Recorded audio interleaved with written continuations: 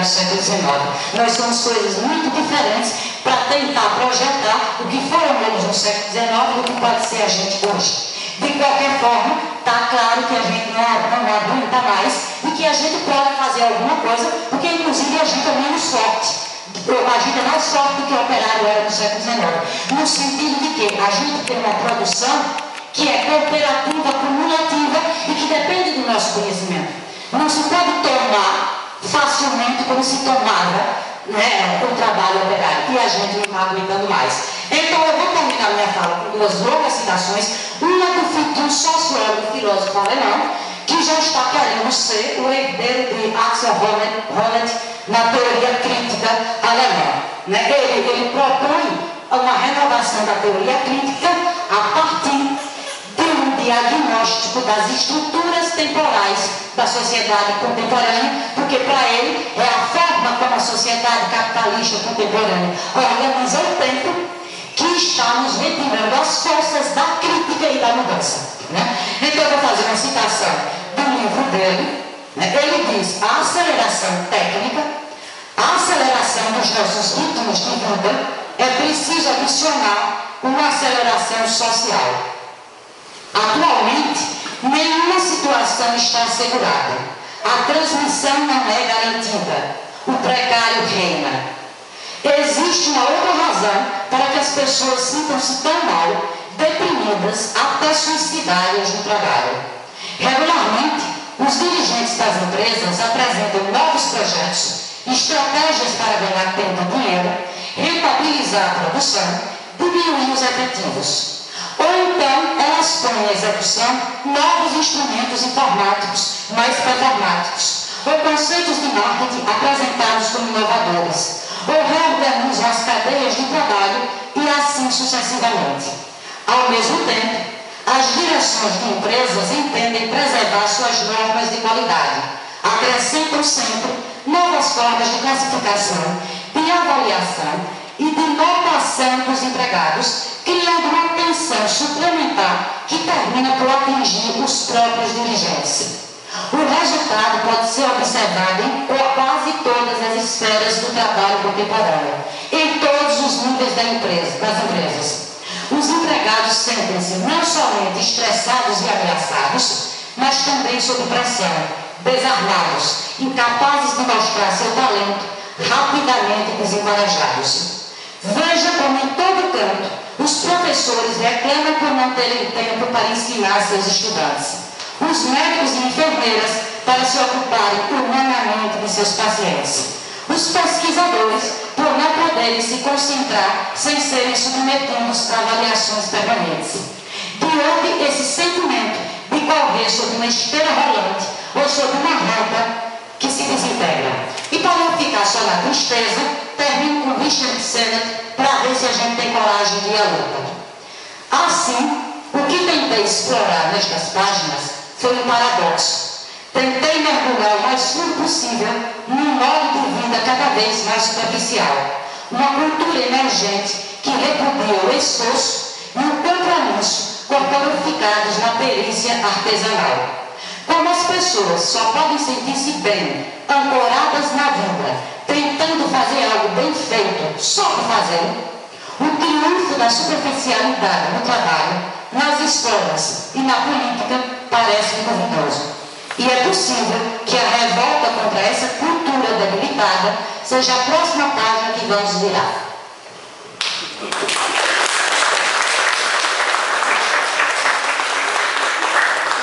Bem, agradecemos a Câmara e passamos por Caio. Está meio difícil porque, de certo modo, você já respondeu algumas coisas que eu tinha pensado. Mas, enfim,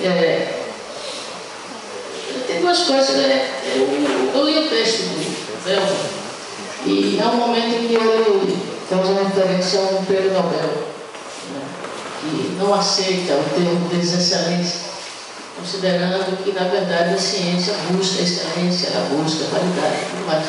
Quer dizer, e aí o autor, ele, na medida que ele tenta mostrar que o termo de excelência é mais uma posição estratégica, e se opor a um determinado modo de considerar a excelência, mas que na verdade o efeito dele é destruir as condições de uma ciência bem feita, de uma ciência feita com esforço, com trabalho, com rigor. Ou seja, a série de exigências que são feitas, absurdas, eu acho que cada um de nós já teve algum tipo de experiência nesse sentido. Eu próprio tenho uma experiência tenebrosa, eu não vou contar, acho que não é o caso, mas enfim, são exigências que não visam efetivamente melhorar a qualidade da produção científica, pelo contrário, impossibilitar. Né? Então, assim, qual é o sentido desse tipo de gestão científica que, na verdade, por trás da ideia de aceleração, de melhoria, de não sei o quê, ela, na verdade, impossibilita a atividade científica, a atividade intelectual, que tem características próprias. Quer dizer, e eu acho que isso na verdade, eu ia fazer a pergunta, então eu já respondeu. Eu acho que tem muito a ver com a configuração da sociedade que nós vivemos hoje e com o modo como o capitalismo está estruturado na nossa época, no capitalismo contemporâneo. Eu, inclusive, cheguei a falar uma coisa, até para provocar discussão aqui numa das assembleias, e alguém falando da crise, o que está acontecendo na Europa, a crise econômica e política e tudo mais, e alguém chegou a falar de uma crise revolucionária. Eu achei que não era bem aquilo, não tem nada a ver. E cheguei a dizer, não, talvez seja uma crise não do sistema capitalista, mas de um modo de regulação que se chamaria de neoliberal, que é um termo também que eu acho um tanto inadequado. A gente usa o tempo inteiro, tem 30 anos que estamos usando esse termo. Mas, enfim, eu acho que nem isso está em crise. Eu acho que, pelo contrário, a crise europeia está possibilitando novos avanços do capital financeiro e dos poderes ligados à lógica do mercado sobre os Estados nacionais, sobre a soberania dos Estados nacionais, inclusive um tratado que foi feito na Europa, que foi elaborado há pouco tempo, voltado exatamente para criar um dispositivo para atuar sobre cada Estado nacional, desde que ele não cumpra determinados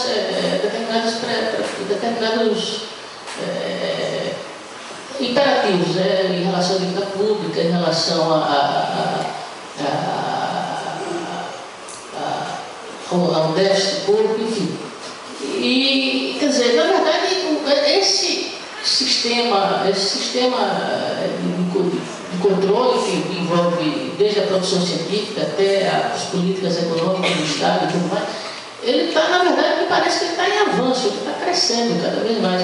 E as lutas, as reivindicações, os movimentos que estão surgindo em várias partes do mundo contra isso, na verdade, são movimentos de resistência, mas que, na verdade, é isso, é resistência. Na verdade, quem está vencendo a parada ainda são os agentes dessa transformação que continua em curso. Ou seja, o futuro parece que não vai ser nada bom, né?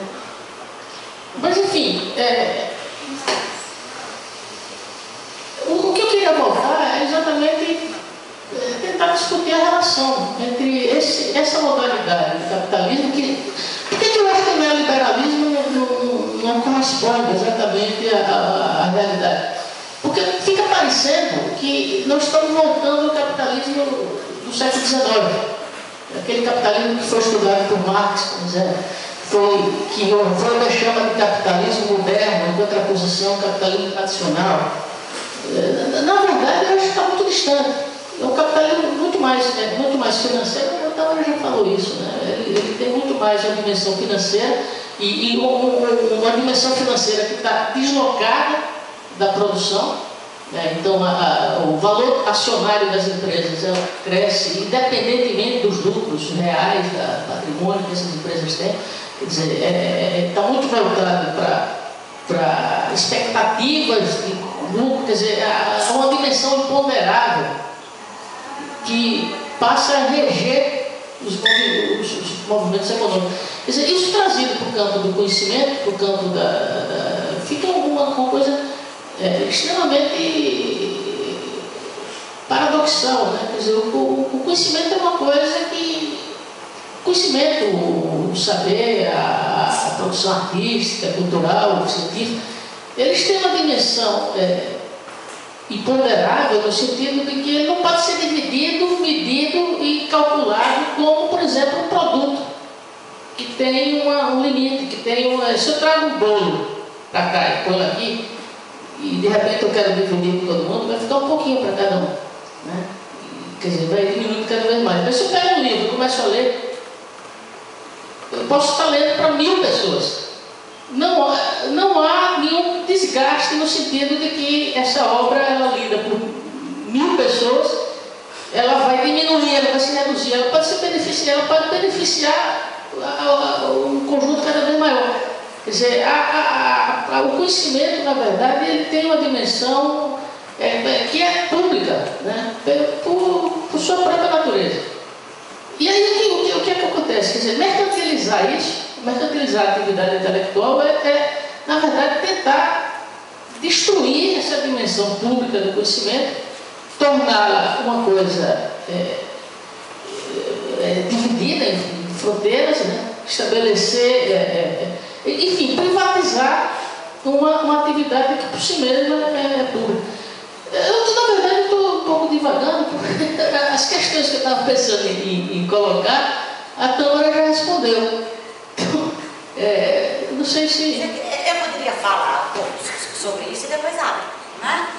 Assim, quando você fala, olha, eu vou voltar para a cena, não é que eu estou seguindo ele muito, mas é porque também me incomoda muito o conceito de neoliberalismo. Porque ele é muito ideológico, ele é pouco operacional, eu acho. Eu prefiro, inclusive, o de economia do conhecimento. Porque realmente é um conceito científico que dá conta da produção. Você está preocupado diretamente com a militância, aí vamos ser contra, vamos ser a favor. Agora, o CNT, ele divide 3 períodos de capitalismo, né? O que ele chama do capitalismo liberal, que é o da fase de Marx. O de Weber, ele já coloca num outro período, ele coloca que Weber presenciou a origem, que ele morreu antes, mas de um capitalismo social, tá? e que é o da burocracia piramidal, né? Agora, e esse de agora que ele chama de novo capitalismo. Então, o que seria que aproximaria? Porque eu concordo, se você dizer liberal e neoliberal, fica parecendo a mesma coisa, não é, porque agora as finanças que estão dando conta, mas o que é que tem de comum? Eu acho que tem de comum que quebrou o resultado das lutas históricas que criaram o capitalismo social, certo? Porque aquele que Weber começou a ver ainda num período só burocrático, mas que depois, com as lutas operárias, com as lutas na social-democracia, no estado do bem-estar social, que foi o momento em que o lucro teve que dizer, bom, a gente distribui uma parte da riqueza produzida. E o trabalho ele vai ser compensado. Era esse o compromisso fortista.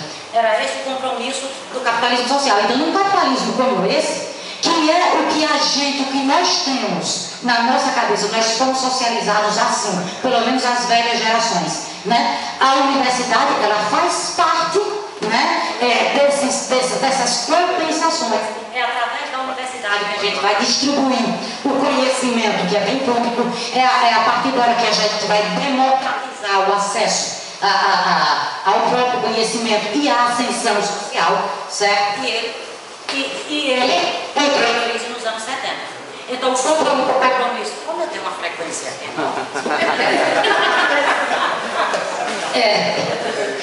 então, ele foi quebrado na crise dos anos 70. Aqui eu estou me baseando muito no meu orientador, né, num textinho que foi até publicado aqui pela Tomo, que é um sociólogo que nunca foi marxista, ele é da turma de Proudhon, então imagine, inimigo de Bourdieu, não marxista, pois quando eu convidei para vir para Sergipe, em 2005, ele disse, então eu vou, se for para dar uma conferência para estudantes, inclusive de graduação, e que vai se chamar Volta Marx. O cara nunca foi marxista, porque ele já estava desesperado, então ele trabalhou muito em sociologia econômica. Essa quebra, quer dizer, hoje em dia eu estou tendo que resgatar Marx, não é porque eu quis não. Não é porque eu acredito no conceito de valor, não, que aquilo é doidice. Nem o de Marx, nem o conceito de valor é algo que não existe, é uma abstração. Agora, acontece que a evolução, a quebra desse compromisso social, o fato de que o capitalismo nunca foi só economia, sempre implicou um compromisso político e ideológico, ele foi quebrado com a crise dos anos 70, e do lado dele, quer dizer, e até Montinho disse, olha, eu odiava a União Soviética, mas a União Soviética segurava a onda, porque eles tinham medo daquilo. E com a queda do muro de Berlim, o capital financeiro já estava com seus instrumentos para dar o bote, não teve mais inimigo em canto nenhum. A classe operária mesmo, que é histórica, ela já tinha se perdido na massa de um trabalho complexo, né? Fragmentário e tudo, ficou para eles. Então, do ponto de vista econômico, é esse. Que eu acho. Então, a coisa que você falou da desexcelência e da questão de um professor, de um nome, dizer, não gosto desse termo de desexcelência, porque a ciência precisa de excelência. Quer dizer, na verdade, a tentativa deles é de articular esse movimento com os movimentos sociais. A esse novo ciclo de movimentos sociais, que um dos quais se dá o nome de decrescimento. Tem, por exemplo, esse filósofo alemão que eu disse, ele é bem pessimista. Ele considera que a maior parte das pessoas que falam do decrescimento são um pouco como uma ressignificação dos hippies dos anos 60.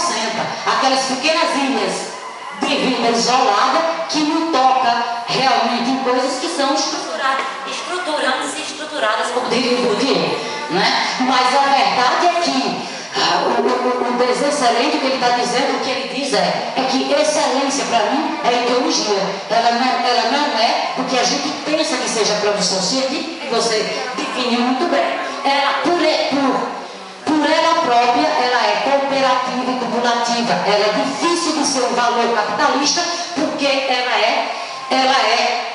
ela pode, quer dizer, você não gasta a descoberta que você fez, você não gasta usando. Certo? Bom, é isso. Então, pode passar, geral. Bem, a câmera é tão elétrica que agarrou até a bateria aqui do microfone.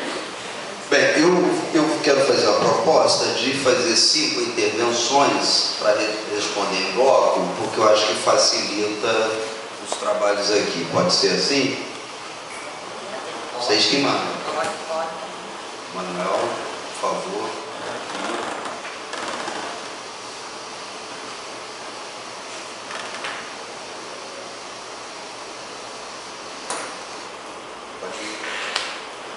Já tem assim? Vai atrás do microfone. Ainda não vai, vai atrás do microfone. Melhor, não sei. Porque está gravando aqui, aí... Bom dia. Eu concordo com o Caio que os próximos tempos não prometem muito. Prometem bem pouco. Eu só vou tentar caracterizar isso que vocês chamam de crise do capitalismo e a repercussão do produtivismo na nossa prática cotidiana por um outro critério. É fato que uma das principais viradas que o modelo do capitalismo financeiro traz para a gente é que a mais-valia e aquilo que produz valor não é mais o trabalho abstrato como se queria. É isso que significa a especulação. Não é mais a transformação da mercadoria em produto pelo trabalho abstrato. Isso acabou. E isso é que dá na precarização do trabalho, na desimportação do trabalho e no valor da especulação. A especulação produzindo valor. Isso tem como efeito imediato a desimportância das pessoas e da vida. Se num capitalismo de produção as pessoas são importantes, tem que se interessar, o Estado tem que se interessar pelas pessoas, no capitalismo do capital financeiro, elas passam a atrapalhar de certa forma. E aí não há mais nenhum compromisso com o que possa ser um trabalho que dê sentido, que tenha sentido. Bom, agora eu vou passar para casa, para a nossa casa, em termos de produção de conhecimento científico, e o que é que a avaliação do produtivismo faz com isso. Para mim, muda o critério.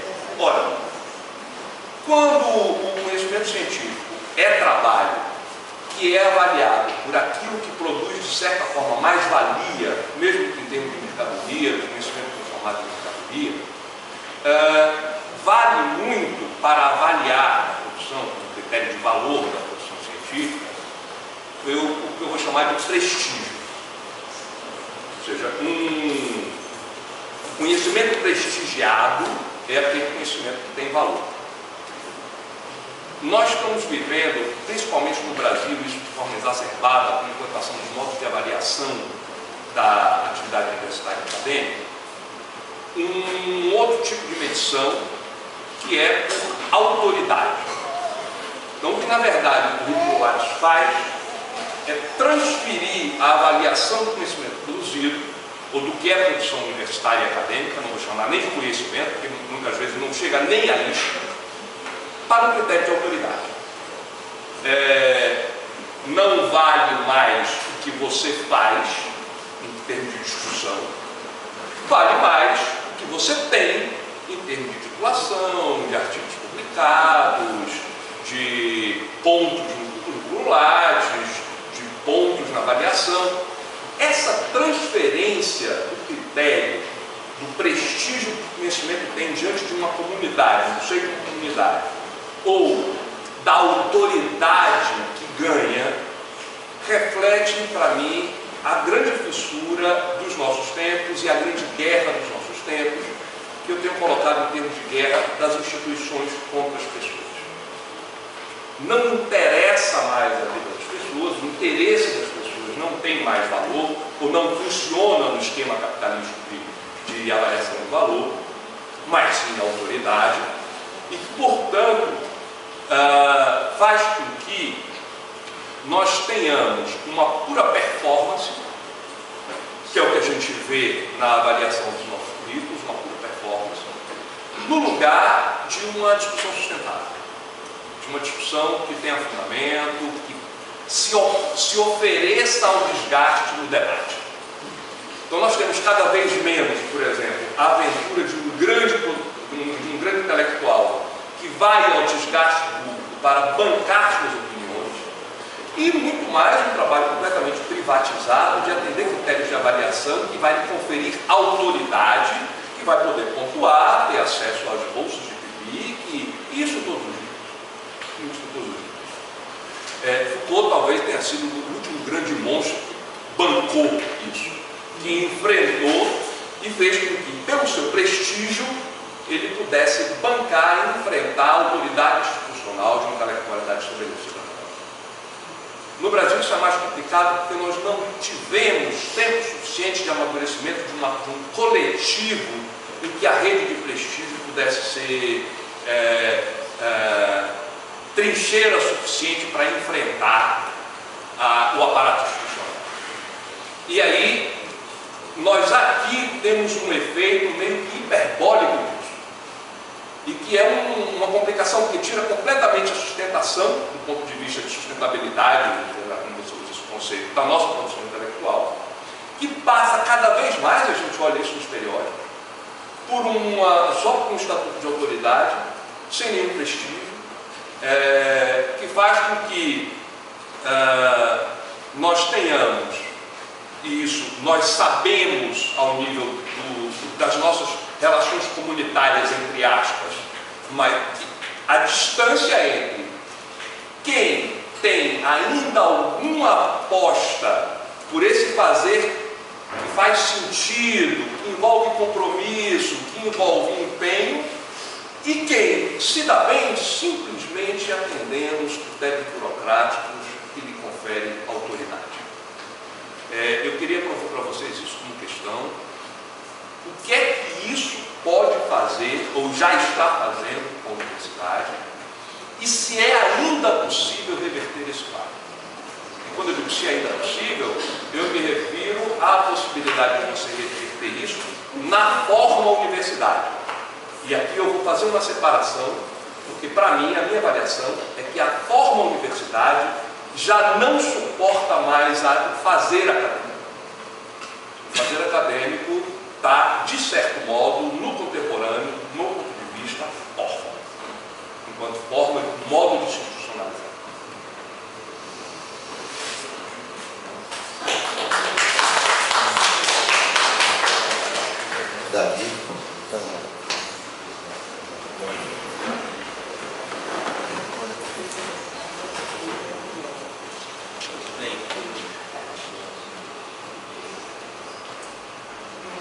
Santa. Bem, o meu questionamento.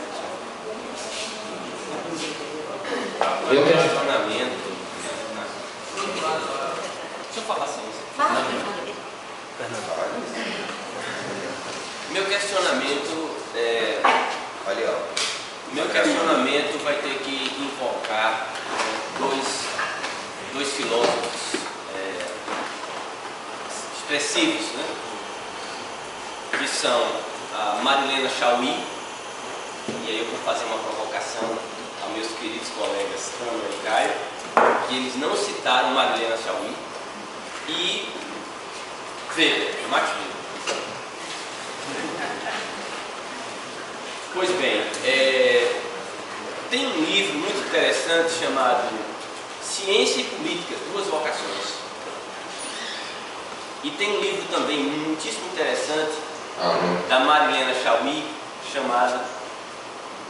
Existe também um livro muito interessante, acho que fica na proximidade. Existe um livro... Tá bem, nós somos Fernando que isso funciona. Bem, mas existe um livro também muito interessante da filósofa Marilena Chaui, obviamente brasileira, né? Que é Escrito sobre a Universidade. E é interessantíssimo como esse livro, Escrito sobre a Universidade, é interessantíssimo como ela coloca bem essa questão que nós estamos debatendo aqui agora. E ela se refere a um termo temporalidade. E aí ela diz que a vocação política da universidade e a sua vocação científica, elas transcorrem em tempos desiguais, tempos diferentes, tempos distintos. Então as ações políticas, né, que a vocação da universidade possui, elas não repercutem, elas não se reproduzem, elas não são acionadas na mesma temporalidade em que as ações científicas. E aí cabe bem essa discussão, né, de como o tempo influencia nisso. Por exemplo, eu na minha rebeldia, eu nunca me submeti a essas questões desses órgãos de fomento. Quem for lá observar, eu tenho uma publicação. Eu sou do conjunto ao qual pertence Câmara, eu sou improdutivo. Mas eu estou tão satisfeito com a publicação que eu fiz, que vocês não imaginam. Uma publicação. Então, eu queria questionar essa necessidade que se tem de criar essa lógica assemelhada à lógica do capital, isso está bem posto, todo mundo já entendeu, né? Em termos de um novo futuro, uma nova universidade, retomando esses valores fundamentais da universidade. Porque tal como está escrito na Constituição, a universidade, ela tem a função de trazer para a sociedade, né, este bem-estar. Mas o ponto central do que eu queria discutir aqui, que eu queria questionar aqui, está numa palavra que só Caio mencionou, que foi poder. Na verdade, eu vou criar uma expressão aqui para questionar isso. É uma questão, pessoal, de sucessão de poder. Para mim, isso é evidente, é um truísmo. É sucessão de poder. Na realidade, criam-se pseudo-critérios, criam-se pseudo-avaliações em que, na verdade, tudo é posto para configurar um arranjo de poder. É isso. De tal forma que as pessoas novas, se elas não se submeterem àquele núcleo de poder instituído, estruturado e estruturante, Câmara, aí elas não conseguem penetrar naquele esquema. Então, é bem claro, é uma estrutura de poder. O núcleo é bruto. Se você não se curvar a ele, mas eu provoco os jovens que estão aqui. Eu nunca... A pessoa padece, viu, quando não se curva isso. Sofre, mas vale a pena. Porque hoje posso vir aqui e fazer esse desabafo. Porque eu tenho moral. Né?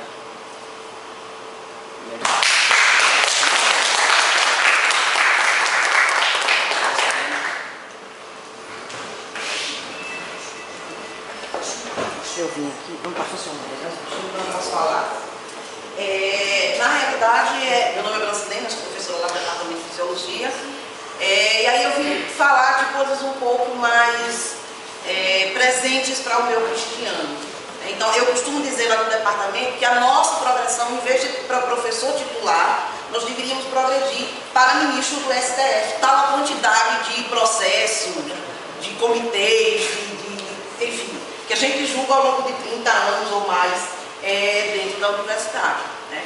Então, aí, eu acho que o tema hoje foi extremamente oportuno, dado a nossa última proposta aí do governo, né? Que, entre outras coisas, previa aí um espaço de 6 meses para o governo definir como que ele pretende que nós progredamos. Eu acho que a gente vinha em processo de progressão. E um detalhe, qual é a diferença? Porque na realidade muita gente questionou, mas o governo vai estabelecer lá uma pontuação. Mas nós hoje já temos essa pontuação. O regimento da universidade que rege a progressão já nos dá uma pontuação mínima a ser seguida. Qual vai ser, eu acredito, né? Qual seria a principal diferença? É que hoje a pontuação é o número máximo de pontos que você pode atingir. O professor ele pode atingir muitos pontos publicando, e o outro pode muito bem atingir mais pontos com outras atividades, a extensão, enfim, os trabalhos administrativos. Então você tem a opção, várias atividades que vão permitir que você chegue na pontuação lá para fazer a sua progressão. O que eu acredito que vai acontecer, né, é que o governo vai começar a estabelecer pontuações por item. Por exemplo, o cara só vai poder progredir se ele publicou 3 artigos no período X. Se ele não publicou isso, independente da pontuação que ele fez em outras coisas. Né? Então, eu acho que esse é um dado extremamente importante. E outra coisa é o quanto, e aí, para chamar a atenção na fala da Bia, o quanto que a gente também se submete a esse regime que está começando a se transformar desumano. Por exemplo, eu hoje tenho pesquisa, mas não tenho a menor vontade de fazer parte do curso de pós-graduação. Porque aí você se sente constrangido, é aquela, eu produzo, mas eu não produzo o suficiente para fazer parte do corpo docente de uma pós-graduação. Que de certa forma você fica constrangido, de repente você vai lá com um artigo ou 2 artigos publicados por ano, você tem um colega que publica 30. Inclusive, isso é motivo de a CAPES chamar a atenção. Eles escrevem lá nos relatórios de avaliação, a gente vai passar por uma avaliação aí daqui a alguns dias, eles escrevem no relatório de avaliação que o número de publicação do docente não está correto, porque de repente tem 2 professores do programa ou 3 que estão publicando mais que todo mundo. Então, assim, eu vivi essa situação da universidade para onde eu vim. E aí a gente esbarra e eu volto. A gente volta para discutir, inclusive, o próprio regimento da universidade, que é produtivista. Os concursos da Universidade Federal de Sergipe premiam o quê? Premiam os currículos. Se você for olhar lá o concurso da professor doutor, a maior pontuação está onde? Onde é que tem o maior peso? Peso 4 no currículo. Eu já participei de um concurso em que a pessoa fez uma aula muito boa, enfim, fez uma prova escrita muito boa, mas ela perdeu a vaga no currículo para alguém que não tinha apresentado um desempenho tão satisfatório para aquilo que a universidade precisa ser, basicamente. Né? Então, a gente teria, inclusive, que rever todo o nosso processo de avaliação e o quanto que nós mesmos nos dispomos a fazer parte desse sistema. Né? Porque aí, eu não sei se vocês já tiveram a curiosidade de ir lá olhar, mas o currículo do presidente da CAPES hoje tem acho que 6 artigos publicados. E não tem nada muito atual, não.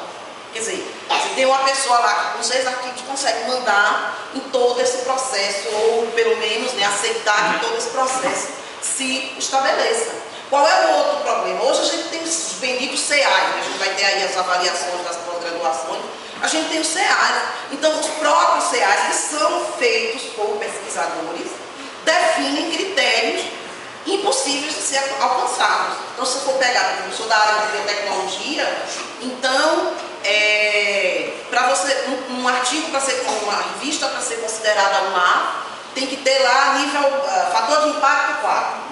Aí você vai olhar a lista de revistas dentro da área de biotecnologia, de 30, mais ou menos, existem 5 com um fator de impacto maior do que isso. todas as outras também. Então, como é que você define esses critérios quando a sua própria área não é capaz de absorver esses critérios que são estabelecidos? E aí, eu volto de novo para a proposta do governo. Foi estabelecido lá a tal da cota dos 20%. A pós-graduação do país ela é estruturada também por cota. Então, o que acontece? Hoje nós temos lá os cursos, tem 6 e 7, né, que são uma pequena quantidade, e os outros que vêm correndo atrás para tentar se adequar lá nos critérios para ser 6 e 7. E aí qual é a ideia dos órgãos de fomento? É não permitir que todos os cursos atinjam esse critério 6 e 7. Por isso que anualmente, ou a cada 3 anos, os critérios dos CAs são alterados. E normalmente, obviamente, eles vão ser alterados para maior, para restringir cada vez mais o número de cursos, né, que estão ligados, de cursos que estão ligados a esses critérios aí, 6 e 7. Então, por exemplo, hoje eu estou vivendo uma situação que, de certa forma, lida com o famoso fator de impacto, 2 situações, na realidade. Uma é com um curso de mestrado local, né, que inclusive não parou no período da nossa greve, em que uma aluna, ela já defendeu, semana passada, mas para receber o diploma dela, ela precisa publicar. Na realidade, ela precisa submeter o artigo. Quer dizer, vejam bem o absurdo que é. Você tem um aluno, ele tem que pegar o artigo dele, aquela história do slow science, você precisa de tempo para pensar o seu trabalho antes de publicar. E aí você tem que montar de qualquer jeito e mandar para o aluno publicar, para o aluno poder tirar o diploma dele. E aí uma outra situação é aquela em que existe um programa de pós-graduação em que, inclusive, é feita a exigência do fator de impacto. Você tem que publicar no fator de impacto tal. Abaixo disso, a publicação não é aceita. Então, assim, a gente, na realidade, tem uma série de questões que precisam ser trabalhadas e que dizem respeito a nós enquanto categoria. O problema não é a diretoria da CAPES, o problema são os CAs que são formados por pesquisadores igual a mim, igual a todo mundo que está aqui. E são esses pesquisadores que definem os seus critérios para manter a caixa que o professor Davi, o professor Caio e o professor Davi falaram, essa caixa de poder. Eu dou poder aos grupos que permanecem, que já são poderosos. Então, por que os critérios da CAPES mudaram de 3 em 3 anos? Para manter esses grupos que já são poderosos, que têm o acesso aos editais de fomento, etc, na sua caixa pequena. E a gente continua na situação de não ter o recurso. Né? Porque eu acho que o pior do produtivismo não é o produtivismo em si, é a condição que não é dada para que a gente exerça esse produtivismo. Então, por exemplo, eu já vi casos de professor que eu até brinquei com ele. Professor, pelo amor de Deus. Ele comentou no feriado, acho que 7 de setembro do ano passado, que foi para a praia. Ah, não, 7 de setembro para mim foi muito bom. Fui para a praia, enquanto o menino estava na areia brincando, eu estava escrevendo um artigo. Eu quase dei nele, né? Professor, pelo amor de Deus, você foi para a praia com o notebook para escrever um artigo. Quer dizer, a que nível nós estamos descendo para nos sujeitar a essa situação? Quer dizer, não queremos mais incutir na cabeça das pessoas, né, essa produtividade ao ponto de que a gente esquece que a gente tem uma vida privada, que não gira em torno da universidade. Então eu acho o seguinte, que a gente tem várias questões que precisam ser trabalhadas e essas questões elas são locais, dependem muito dos pesquisadores. Né? Então a gente hoje aprova, está aí o edital do PIB que saiu com as indicações dos alunos, né? E a gente tem que indicar um aluno para receber uma bolsa, mas qual é a contrapartida que a gente recebe? Para ter um aluno do PIBIC hoje? Nenhuma. Aí a gente acaba tendo, por exemplo, tem um projeto no laboratório, cada um nas suas áreas, e você não recebe a contrapartida de R$100 para comprar, eu costumo brincar aqui, a gente não recebe a contrapartida para comprar 1 litro de etanol para colocar no laboratório, para o aluno fazer extração lá do extrato de alguma coisa, de uma planta, por exemplo. Então, nós temos uma série de questões, que são questões que estão, inclusive, dentro da pauta, nossa pauta local, que precisam ser discutidas, elas são de discussão local. elas são de discussão local. Será que essas instituições grandes vão querer abrir mão desse poder? Então, talvez a greve sirva também para que a gente faça esse diagnóstico, né, e discuta uma forma de reorganizar o sistema de pesquisa como a gente vê hoje. Porque o que vai acontecer? Menos e menos pessoas vão se interessar pela pós-graduação, vão continuar orientando seus alunos de iniciação científica, afinal de contas eles também publicam, trabalham e publicam, e você não vai querer se submeter a esses processos aí para ter bolsa de produtividade de pesquisa, que você tem que ser pesquisador 1, 2, 3, 4, 10 da CAPES e do CNPq, etc. Então, a grande discussão é justamente essa, né? Fazer essa discussão localmente.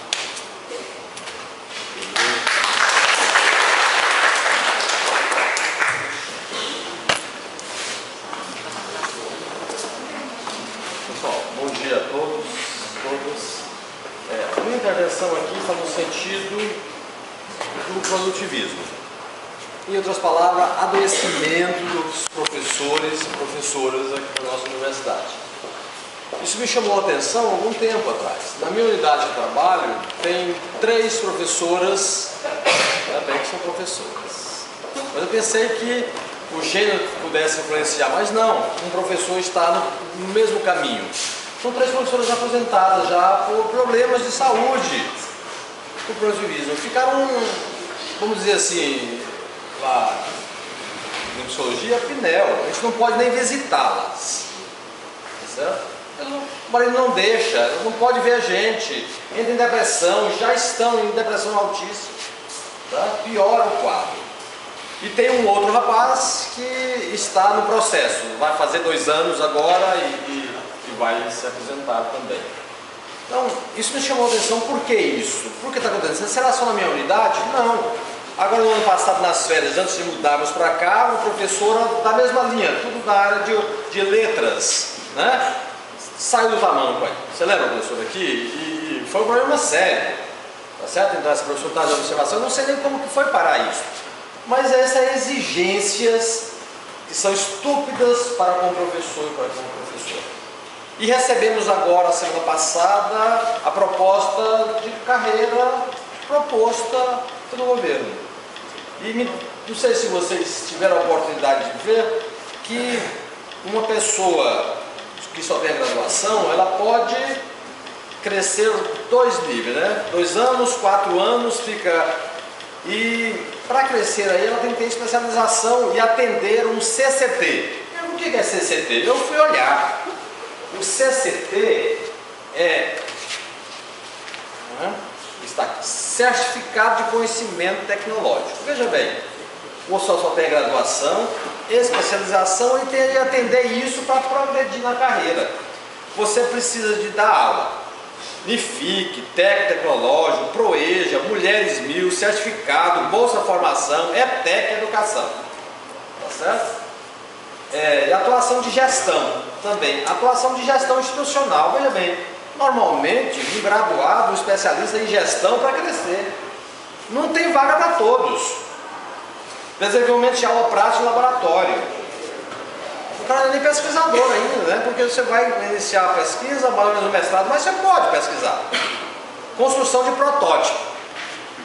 E aí vem redação de patentes. Tá certo? É para ninguém crescer na carreira. Para ninguém. Mas se você conseguir aqui e você progredir, na próxima progressão você tem que ter pelo menos mestrado. E para progredir você tem que vir agora no nível 2 desse CCT, que além de atender todos os itens anteriores, ainda tem mais, tá certo? Desenvolvimento de aula, laboratório, transferência de tecnologia. Você tem que fazer transferência de tecnologia. Publicação de artigos, propriedade intelectual, tem que ter patentes, tá certo? Veja bem, é isto. Além de ferir toda a autonomia universitária, é isso que o governo colocou para nós. Certo? É muito mais fácil falar que a carreira universitária, a carreira de ensino, só é para doutores. certo? E colocar suas exigências, e não essas barreiras que ninguém ou pouquíssimos podem conseguir atingir. Isto é o que está acontecendo. E aí, senhores da mesa, o produtivismo é extremo, o que leva ao adoecimento do professor, da professora. Nós estamos vivendo isso assim. O professor que adentra uma pós-graduação tem sim de levar trabalho para casa. E os seus? Como fica? Você vai ficar feliz sim no 7 de setembro, além de um feriado, ir para a praia com seu filho, mas tem que levar o artigo para produzir. E vai ficar feliz que conseguiu fazer isso. Não estava chovendo, está vendo, você fez algo em conjunto. Olha, foi unânime a rejeição dessa proposta feita pelo governo. Isto é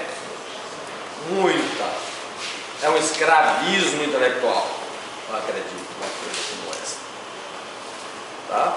Então eu gostaria que vocês tentassem ver como que está o adoecimento da nossa classe, em detrimento a esse produtivismo que Luiz Gonçalves.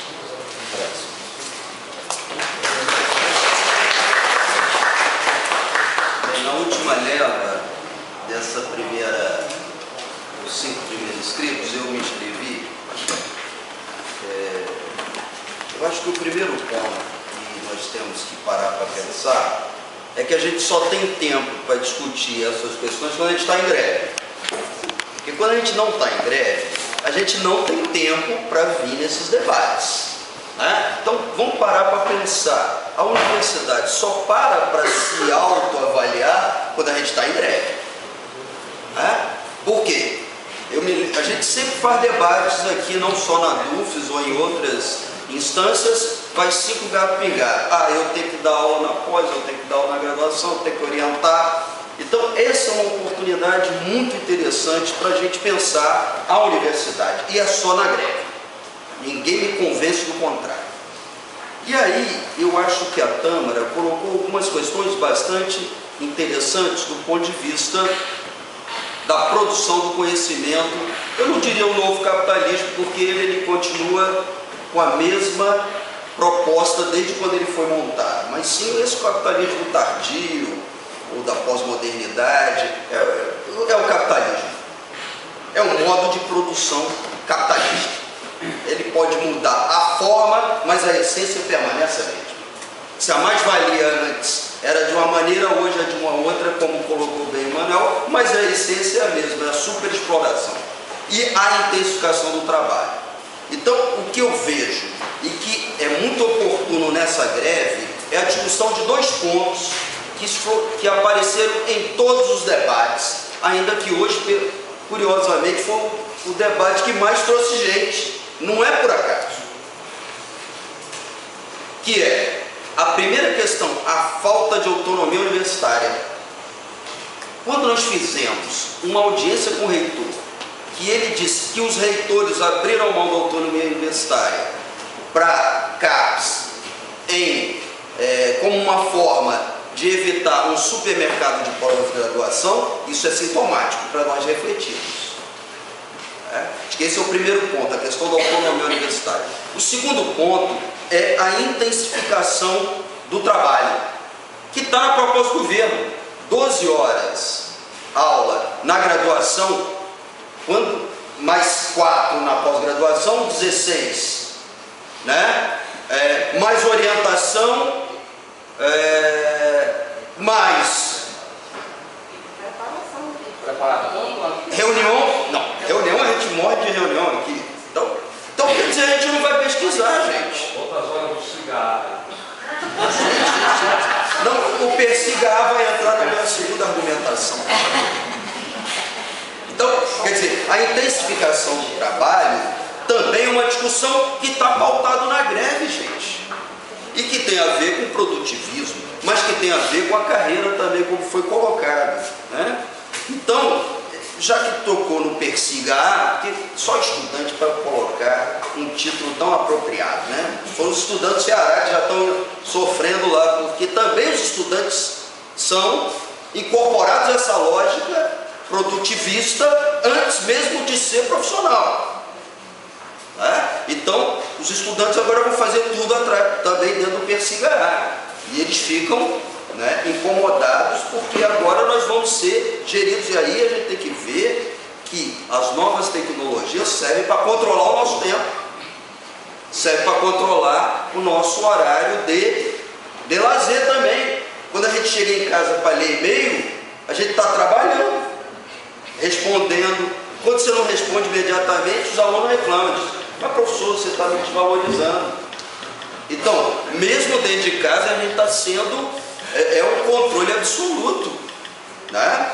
Bem, então esse é um ponto importante, né? Que é o que? Gostei da palavra, burocracia MP3, só que agora ela passou de MP3, já é iPad. Para você ver a rapidez que iPad, porque agora, daqui a pouco eles vão dar um iPad para nos controlar ainda mais, porque ele tem aonde identifica até onde você vai, né? Você vai para o bar, você vai para outros lugares, etc. Que o iPad controla tudo. Então, esse controle do tempo, eu acho que a discussão aqui maior, e aí me lembra um grande historiador britânico chamado Edward Thompson, né, Edward Palmer Thompson, que ele mostrou que o capitalismo é exatamente o controle do seu tempo. Isso ele colocou lá no século XVII. Que coloca um ponto fundamental, na minha opinião, né? Que a gente não controla mais nosso tempo. Não controlamos.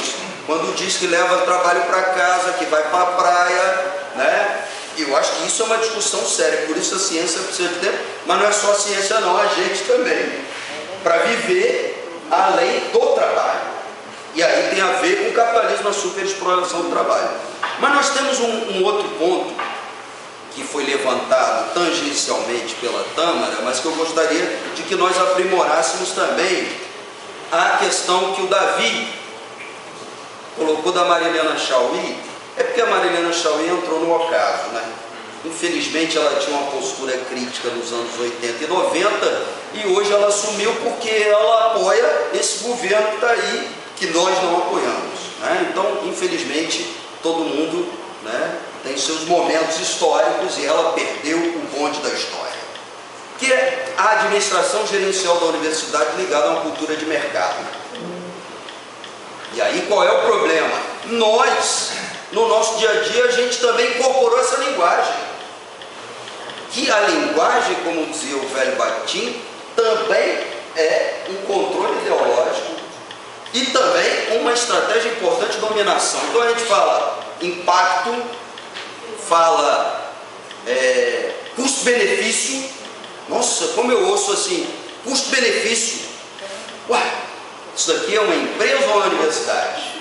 Quer dizer, então eu acho que também a gente precisa discutir a redefinição das palavras e dos conceitos no nosso próprio cotidiano. Essa é uma questão interessante. O nosso discurso mudou. Nós incorporamos essa ideia do produtivismo no nosso dia a dia, nas nossas reuniões, nos nossos artigos, né? Muitas vezes inconscientemente. Então eu queria que a gente repensasse também as nossas palavras, né?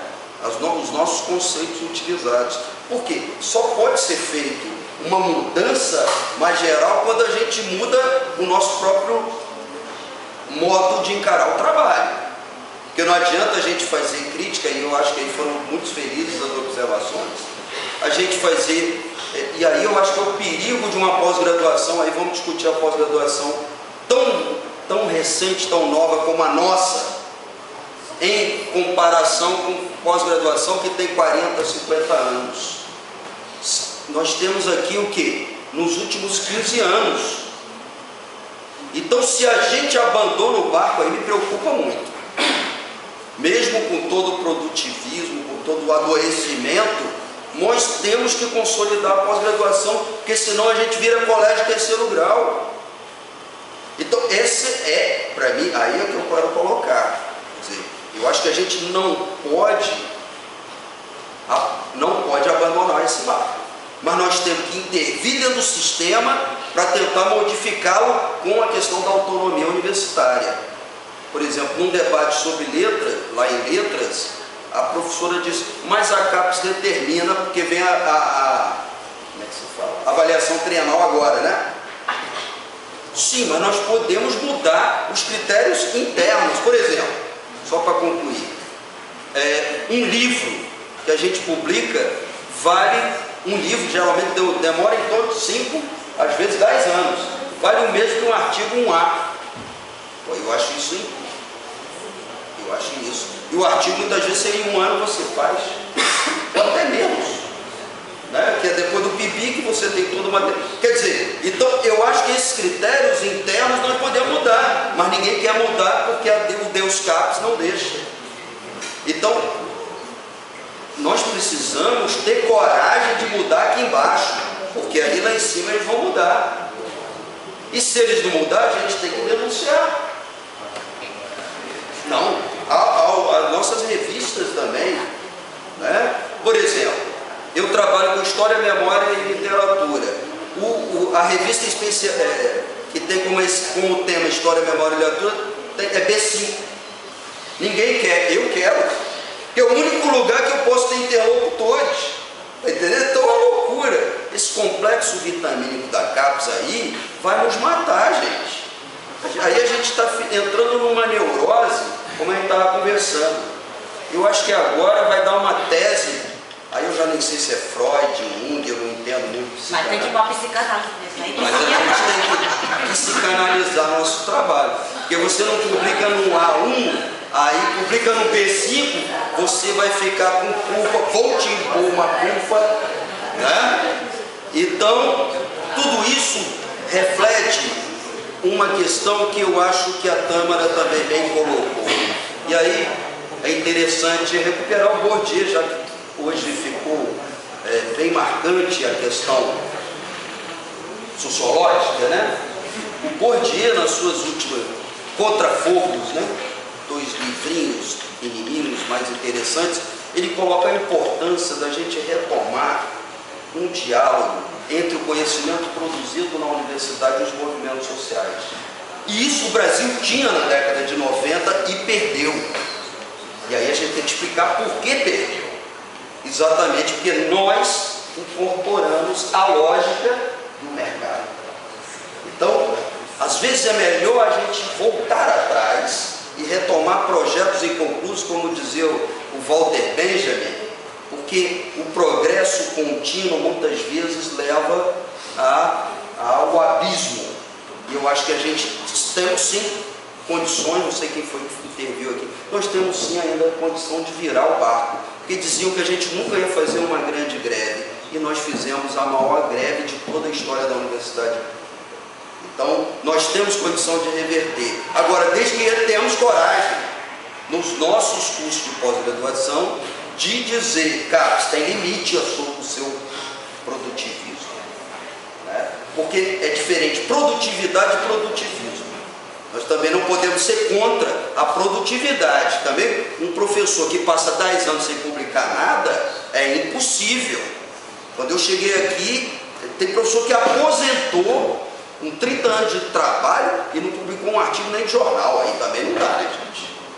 Agora, daí, um artigo em revistas pré-estabelecidas por ano, como é agora na maioria dos nossos programas, também é complicado. Então, eu acho que a gente precisa diferir, porque o produtivismo é a ideologia e a produtividade também é necessária para o crescimento do para a greve, desse ato de greve.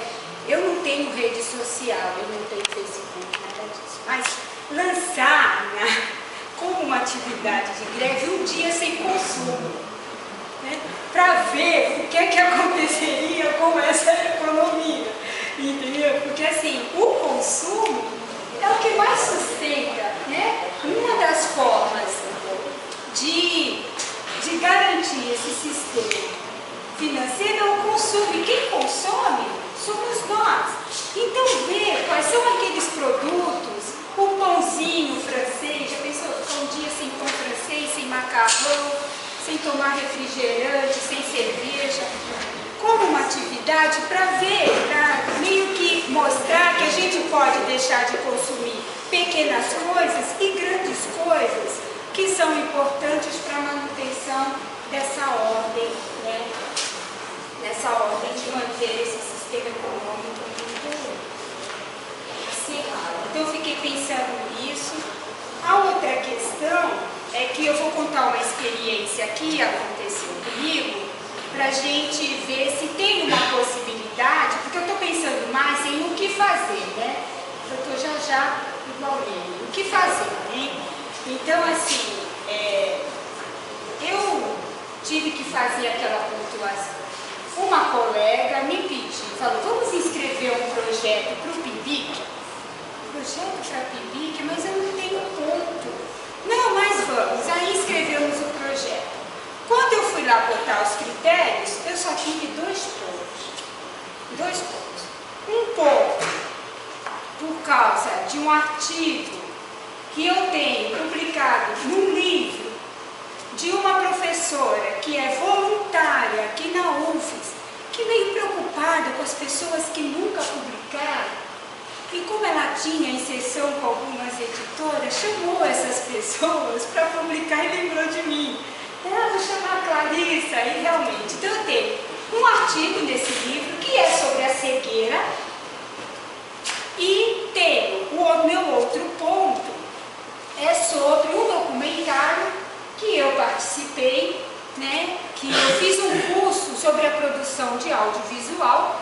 Participei daquele documentário, quem quiser acessar, foi ao cinema e rezou a família, que é um documentário sobre o Romano Vieira. Então, meus 2 pontos que foram computados para poder concorrer à Bolsa de Cotas do PIBIC foram esses, né?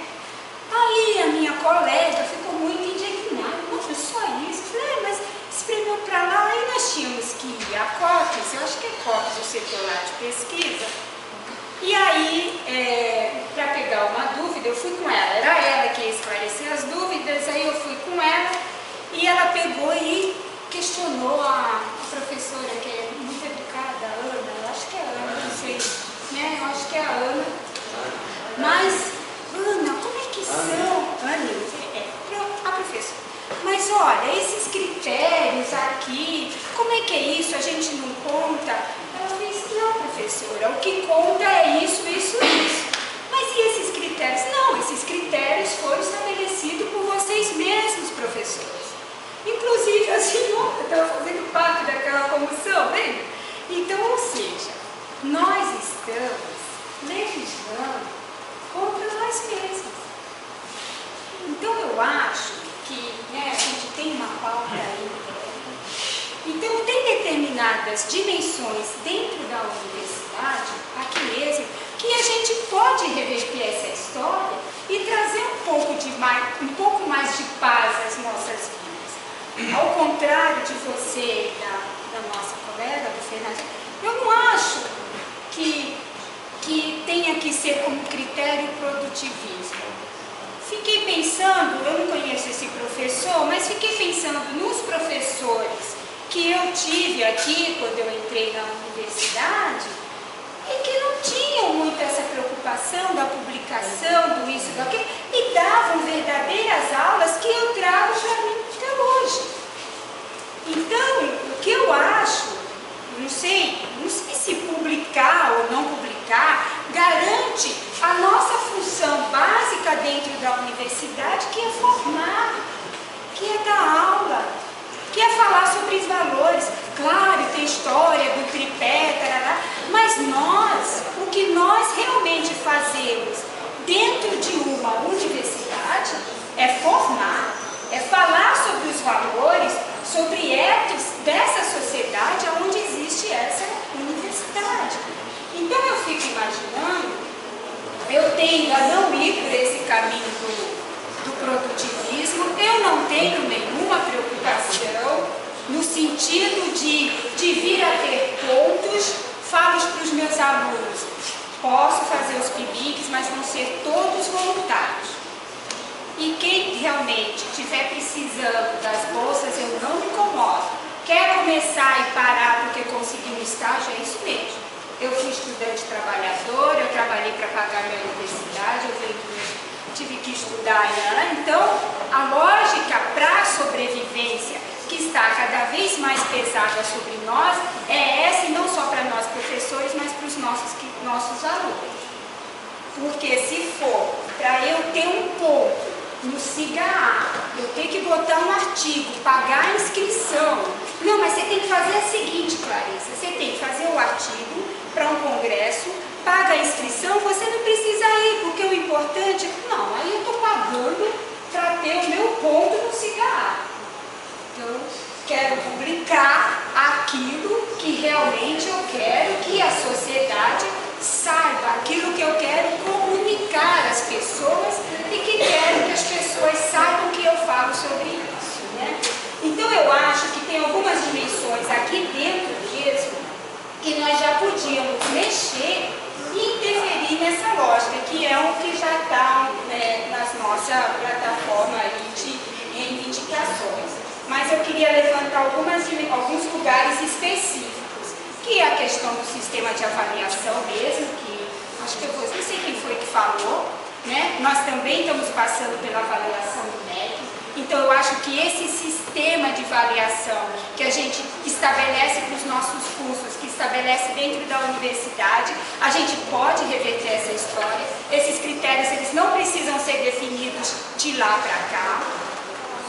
Acho que os critérios para as distribuições de bolsas, então, né, que aí me parece que existe uma comissão aqui dentro, que existe a comissão aqui dentro também, que define os critérios para a distribuição de bolsas, então é essa uma outra instância, né? E a questão da autonomia universitária, porque esses pesquisadores que definem os critérios somos nós, pesquisadores, né, que definimos esses critérios. Então, eu tendo aí, pela questão, não acho que o caminho seja o do produtivismo, não, e é isso.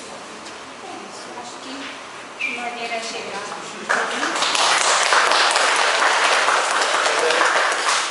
Nós fechamos essa primeira rodada porque já apareceu outras pessoas, tá certo? Eu queria primeiro parabenizar o comando pela iniciativa, parabenizar os palestrantes pelo tema, pela abordagem. Acho que é um assunto que merece e exige coragem para discutir. Ouvi todos os comentários, concordo com a maior parte do que foi dito aqui. Queria só complementar com alguns aspectos para, enfim, nutrir um pouco mais a reflexão de todos nós. Eu acho que há uma série de distorções no assunto, ao meu ver. Concordo que a primeira coisa importante que a gente deve discutir é o que é ser um professor produtivo e um professor produtivista. Produtivismo, obviamente, eu acho que esse é uma atitude ativista de produzir a qualquer custo, produzir papers, né, numa espécie de fast food acadêmico que realmente não leva a nada, não traz nenhuma originalidade, só inflaciona o currículo com coisas inúteis e desnecessárias e que alguns pensam que isso a CAPES leva em consideração. E aí, isso é uma coisa interessante, porque eu acho que a CAPES primeiro, a CAPES não é uma estrutura alheia a nós. Nós somos a CAPES. Segundo, a CAPES não é um bloco. A CAPES é formada por vários comitês que se degladiam entre si. Existe uma diferença muito clara entre os critérios por pares. Nós somos avaliados por nós mesmos. Isso é uma coisa interessante. Quando vem a comissão da CAPES, não vem uma coisa estranha a nós, vem os nossos colegas. E nós vamos também, por nossa vez, avaliá-los. Então, quem estabelece os critérios? Essa é uma questão curiosa. Quem é que legitima os critérios? E isso é um aspecto, no fundo, eu acho que nós entramos nessa coisa maluca, de que está adoecendo todo mundo e tem gente e muita gente ficando incomodada. Agora, seria interessante só contextualizar, ainda muito superficialmente, aqui o que era a vida acadêmica antes dos anos 80, mais ou menos. Ora, antes dos anos 80, ter um mestrado era suficiente. E o mestrado, a dissertação do mestrado tem 400 páginas. Era uma tese de doutorado. Pouquíssimas pessoas tinham doutorado. Quando eu entrei nessa universidade, no meu departamento não tinha nenhum doutor. Tinha. Estava chegando, Marta Cruz, mas não tinha ainda chegado. Ibarê e Beatriz, que são doutores, no termo da casa, doutor saber. Doutor saber, só tem mestrado, era outra realidade. Não é? Agora, você tinha uma produção de fato mais lenta, até porque realmente havia dentro da academia uma certa ideia de maturação daquilo que se pesquisava. Mas sempre existia também as pessoas que não produziam nada, não publicavam nada, que não pesquisavam nada. Isso sempre teve. Eu acredito que hoje o que é que acontece? Hoje continua do mesmo jeito. Tem uns que produzem e outros que colecionam produtos. E esse é talvez o equívoco. Você realmente vê, isso é preocupante de fato, ver essa corrida, quase uma corrida armamentista, para ter itens pontuáveis. Agora, é preciso que se diga, eu sou das ciências humanas, isso não é das ciências humanas. Isso, dentro dos comitês das agências nacionais, isso é uma influência direta e reconhecida das chamadas ciências duras. Eles, sim, têm uma outra lógica de produção, porque é preciso fazer a distinção clara entre conhecimento científico e conhecimento tecnológico. Eu, como sociólogo, meu conhecimento não é tecnológico. Só quando eu trabalho com tecnologia social, mas não é regra de regra. Não é? O meu trabalho é produção de conhecimento científico, é muito mais lento. Quem trabalha na área dura, trabalha com ciência, também. Um físico da área de física teórica, o cara passa anos sem publicar. Anos. Agora, o cara trabalha na área tecnológica, ele tem produto para publicar e precisa publicar. Não é só uma questão de querer mostrar que é um bom. Não, ele precisa, porque se ele não produz, outro vem, produz e patenteia. Então, agora, qual foi o equívoco, ao meu ver? É que ninguém sabe direito, em algum momento, sentou um camarada no comitê geral das agências de fomento e empurrou goela abaixo de todo mundo o ativismo desse cara que faz produção científica e tecnológica. O cara que é um engenheiro agrônomo e a cada volta do parafuso, se o parafuso tiver 7, então isso aí é uma piada isso, né? Quem conhece sabe que é uma piada. A cada volta do parafuso ele publica um artigo. Então ele tem 7 artigos numa volta do parafuso que ele descobriu. E o coitado do antropólogo que está passando 12 anos em campo, terminou o campo, tem que passar mais 2 no processo de desaculturação, aí publica um artigo, é improdutivo. A questão é, esse modelo de pontuação invadiu todas as áreas, em algum momento, porque não era assim. Não era.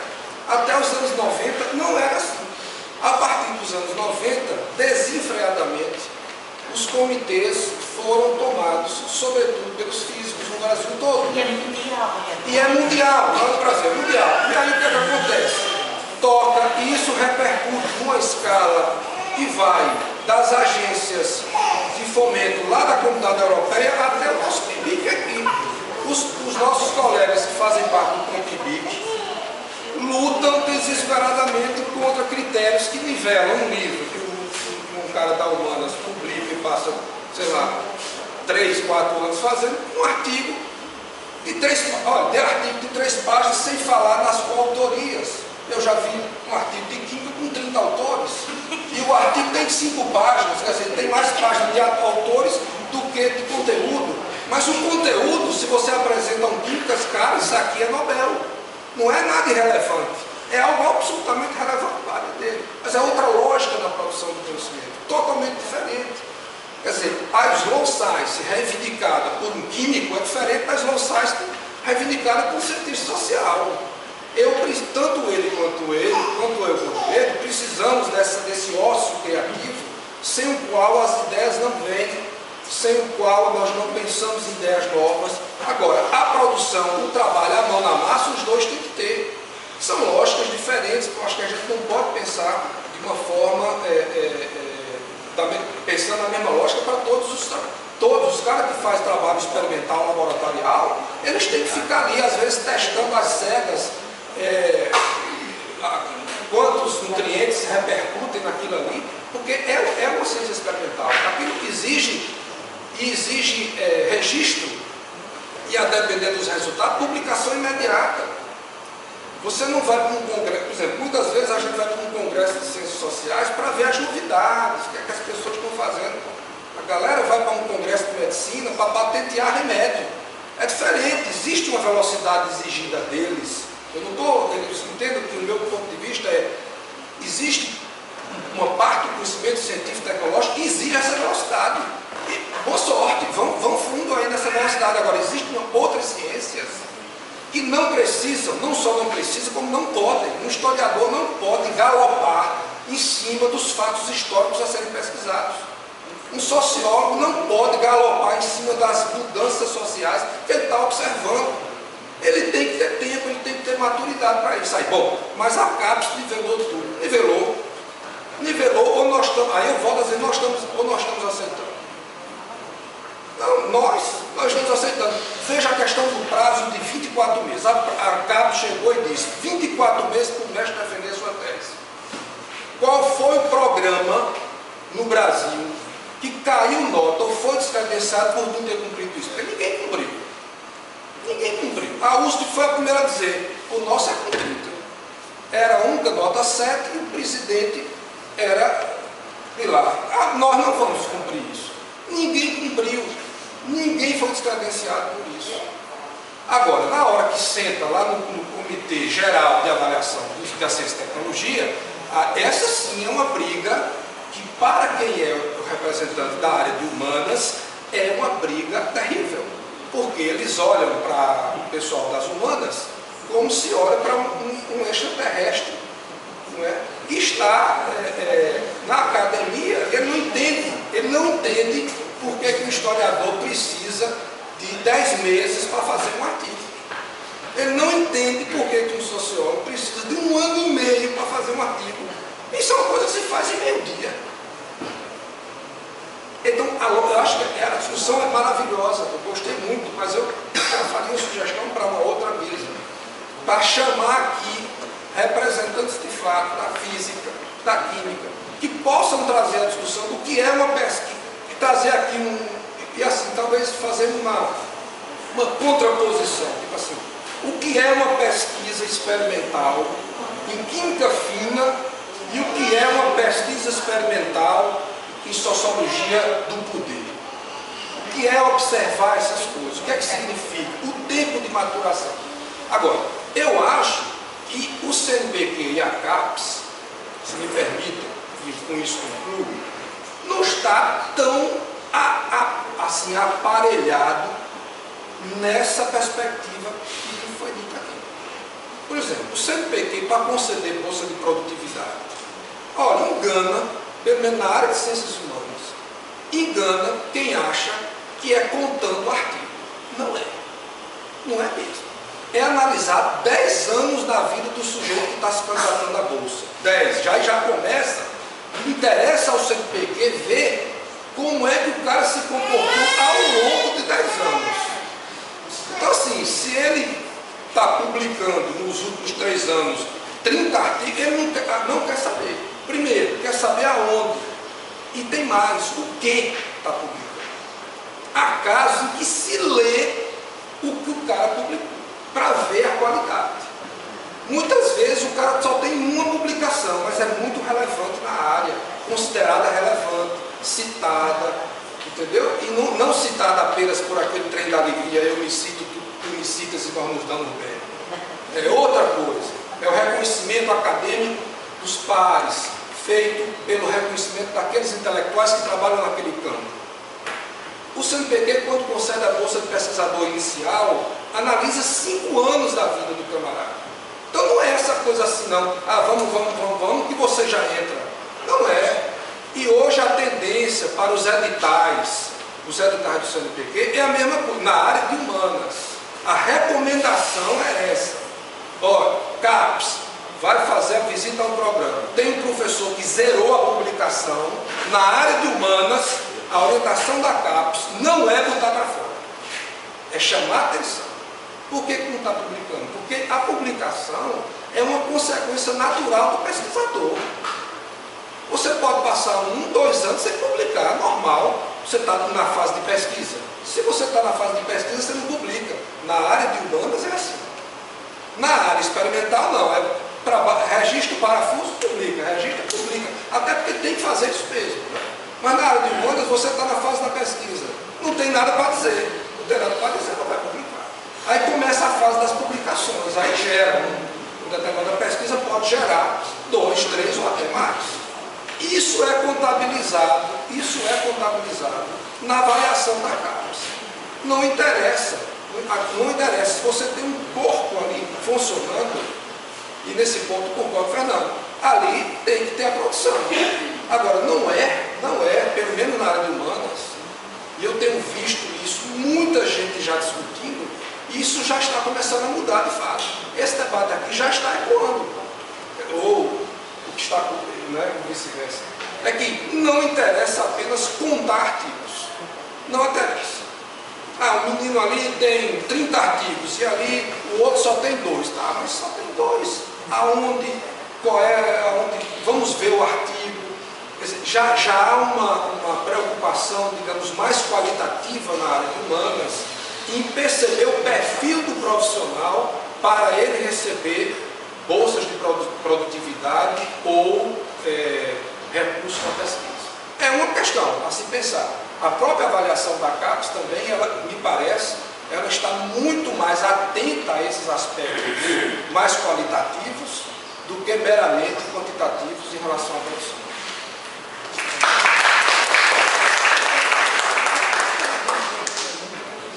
Olha, tem apenas uma pessoa inscrita. Eu entendo que nós encerramos as inscrições e a mesa faz um balanço geral. Pode ser assim? Igor?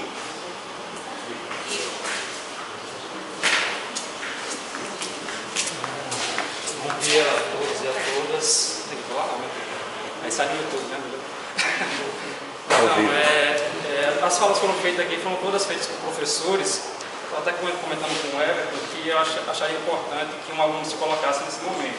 Eu sou graduando em Ciências Sociais e fui aluno dos dois professores que estão na mesa. E assim, tem algumas coisas que a gente, por exemplo, eu hoje fico com um sentimento um sentimento de culpa, né? Aquele sentimento inconsciente. Por exemplo, eu hoje já deveria estar em casa fazendo meu relatório para entregar esse final de semana, um relatório de iniciação científica, e eu estou aqui hoje para discutir conhecimento.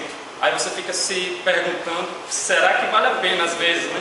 Porque muitas vezes você é cobrado, você tem essa cobrança que vem lá de cima e que você não tem como escapar. Ou seja, na graduação isso também ocorre, não é apenas em relação aos professores, aos docentes da universidade. Nós, estudantes, também passamos por isso diariamente, quando vai escrever monografia, quando vai entregar relatório PIBIC e assim por diante. Tem um professor da Universidade do Rio de Janeiro, o professor Zé Paulo Neto, que ele coloca uma coisa interessante, quando ele fala da reprodução do conhecimento e da produção de conhecimento.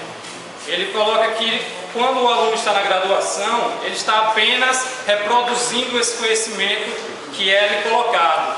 E quando ele vai adentrando no mestrado e doutorado, ele vai, de certa forma, conseguindo produzir algum tipo de conhecimento.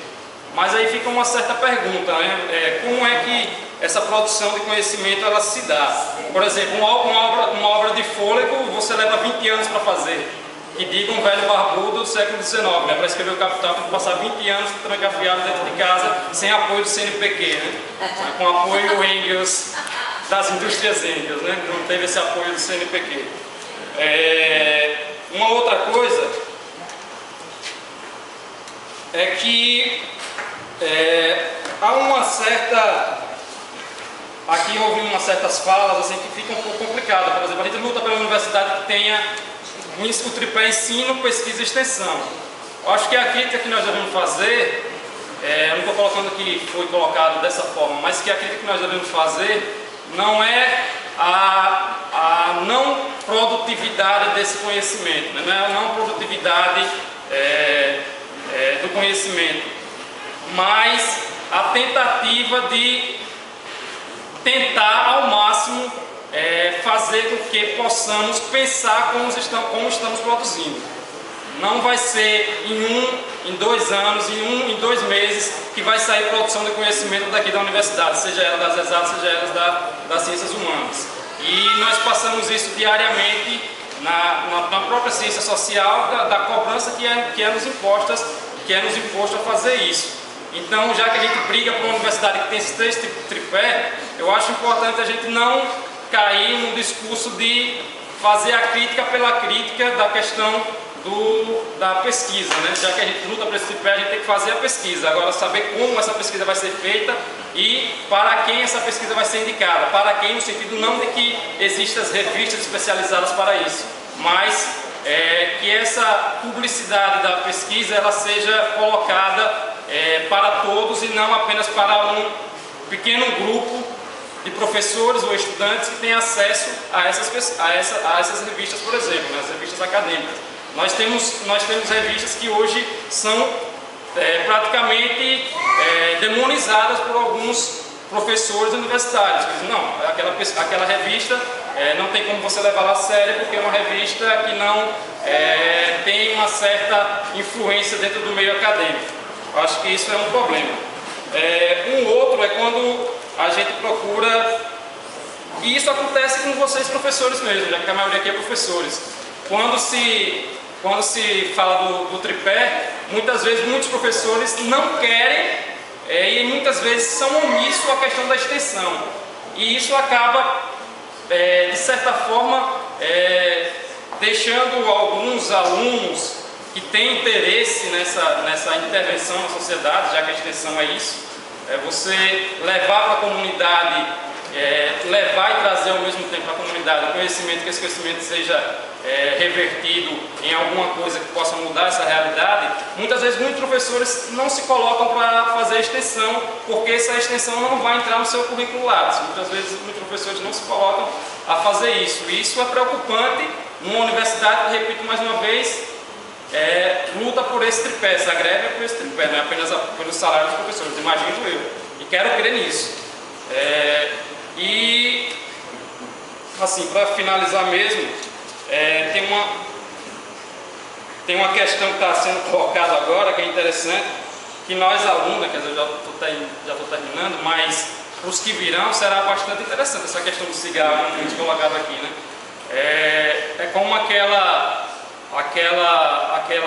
discussão que o Foucault faz no Vigiar e Punir, os panópticos, né? Tem os panópticos, não tem ninguém lá, mas agora tem os panópticos e tem gente lá que vai ver o que a gente está fazendo, vai ver direto o que é que os alunos estão fazendo, vão acompanhar, vai ter acesso a tudo ou a nada do que eles estão fazendo. Eu não sei, eu acho que isso é uma discussão para muito tempo que a gente deve fazer, que o professor sugeriu, Rogério, da gente fazer em um outro momento. Então, assim, eu acho que era isso.